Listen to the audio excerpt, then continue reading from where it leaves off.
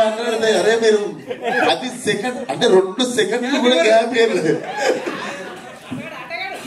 So first of all అందరికి happy Ugadi. And పండగ రోజు కూడా ఇక్కడికి వచ్చి ఒక సినిమాని సపోర్ట్ చేస్తున్న మీడియాకి కానీ వచ్చిన జనాలకు కానీ అందరికి థ్యాంక్ యూ సో మచ్. అదే ఉంటుంది స్పెషాలిటీ మన తెలుగు సినిమా దగ్గరికి వచ్చేసరికి. ఐ లవ్ యూ రా. సో ఫస్ట్ ఆఫ్ ఆల్ నేను చాలా మౌంటైన్ పర్సన్ ఉండే. నేను సినిమాలకు రాకముందు used to backpack and go vanish for like 30-35 days. ఎవరు ఫ్రెండ్స్ రాకపోతే అందరు హ్యాండ్ ఇస్తే ఒక రోజు ఎయిర్పోర్ట్ వెళ్ళిపోయి అట్లనే మాయమైపోయి. Then I got used to it. Ladakh వెళ్ళిన తర్వాత నేపాల్ వెళ్ళిన గోవా ట్రెక్కింగ్కి వెళ్తాను.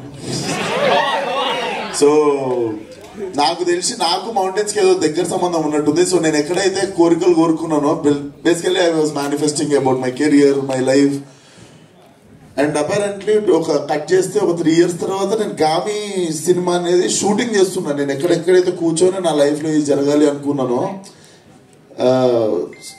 లైక్ ఆ వండర్ ఏంటంటే నేను ఏ క్లిఫ్ మీద కూర్చున్నానో ఆ క్లిఫ్ మీద నేను 3 years తర్వాత షూటింగ్ చేస్తుండే నా cinema scene.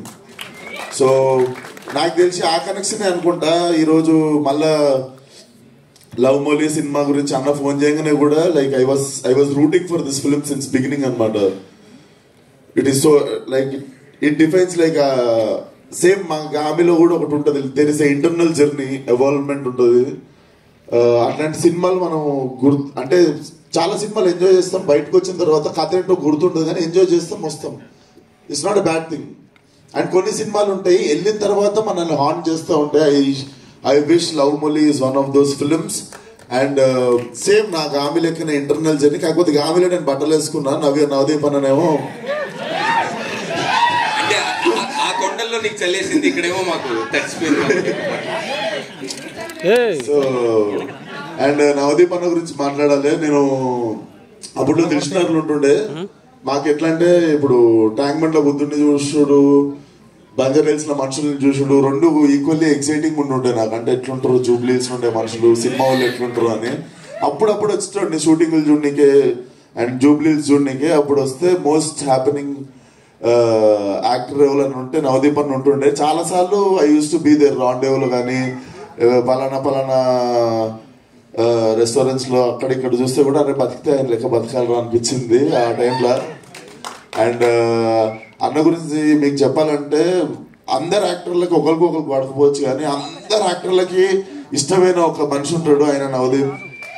So is really a lovely person, lovely human being. Thank you for calling me అన్న.